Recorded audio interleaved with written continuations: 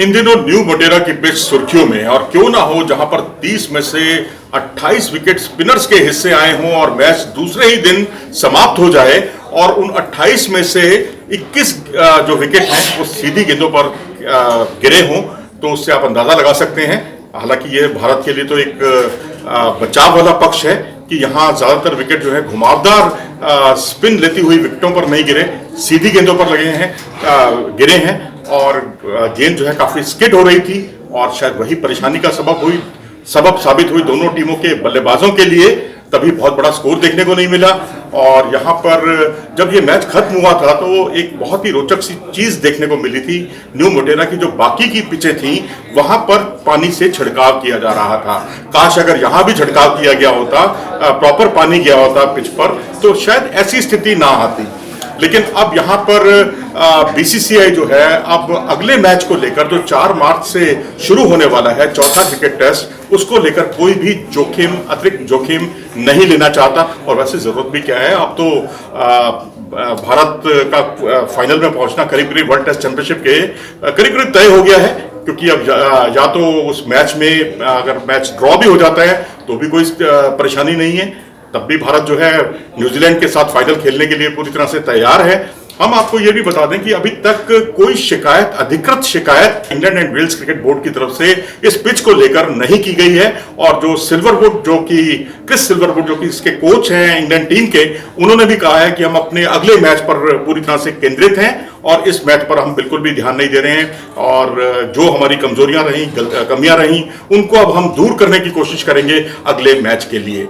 और इतना ही नहीं, अब बहुत कुछ निर्भर करेगा मैच रेफरी जवागल श्रीनाथ की रिपोर्ट पर। जवागल श्रीनाथ भारत के पूर्व तेज गेंदबाज इस मैच में रेफरी की भूमिका में थे और उनकी रिपोर्ट कैसी रहेगी उस पर बहुत कुछ निर्भर रहेगा, उस पर ही आईसीसी कोई फैसला करेगा।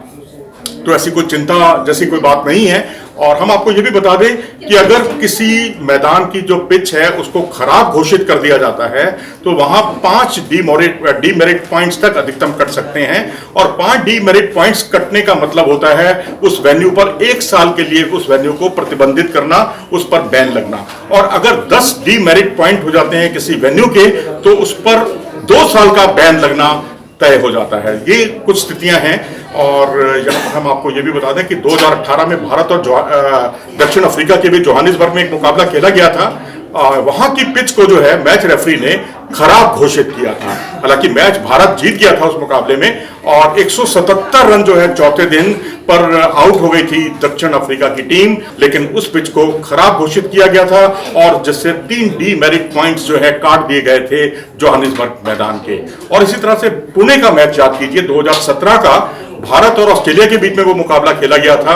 वहां पर भी पिच का पेज कुछ ऐसा था कि जहां 40 में से 31 विकेट जो है स्पिनर्स को मिले थे। 3 दिन में मैच खत्म हो गया था और ऑस्ट्रेलिया ने भारत को पराजित किया था, लेकिन पिच को खराब घोषित कर दिया गया था। पिच को खलनायक छवि वाली पिच मान लिया गया था। तो अब जाहिर सी बात है कि खराब पिच, अब सवाल उठता है कि किसे कहते हैं। बेसिक बात यह है, बिल्कुल पाटा पिच बना दीजिए आप, उस पर बिल्कुल सड़क नुमा गेंद टिप्पा पड़ने के बाद आ रही हो बल्ले पर, आप रन पर रन बनाते जाएं, ना स्पिनर्स के लिए कोई स्कोप हो ना पेसर्स के लिए स्कोप हो, तो उसको खराब पिच की श्रेणी में रखा जा सकता है। और इतना ही नहीं, अगर पिच पूरी तरह से स्पिन फ्रेंडली है और तेज गेंदबाजों के लिए बिल्कुल कोई स्कोप ही नहीं है, तो वहां पर भी कुछ डीमेरिट पॉइंट्स काटे जा सकते हैं आईसीसी के नियमों के अनुसार। और यदि पूरी तरह से सीमर फ्रेंडली पिच है, स्पिनर्स के लिए कुछ नहीं है उसमें, तो वहां पर भी अगर मैच रेफरी चाहे तो उसमें कुछ डीमेरिट पॉइंट्स काट सकते हैं। आइडियल पिच वो होती है जो गेंदबाजों के लिए भी मददगार हो, बल्लेबाजों के लिए भी मददगार हो, और 5 दिन अगर खेल चलता है तो उसको बहुत ही आइडियल पिच माना जाता है। और अगर असमतल उछाल किसी पिच पर दिखाई देता है तो उसे खतरनाक पिच की श्रेणी में भी गिना जा सकता है। और वहां अगर अधिकतम 10 डीमेरिट पॉइंट काट लिए जाए तो इसका मतलब होगा कि वो उस वेन्यू को 2 साल के लिए प्रतिबंधित कर दिया जाएगा। तो अब जाहिर सी बात है, यहाँ हाई स्कोरिंग मैच देखने को मिल सकते हैं आपको 4 मार्च से शुरू होने वाले मुकाबले में। 4 से 8 मार्च तक ये मुकाबला खेला जाएगा, यहाँ पर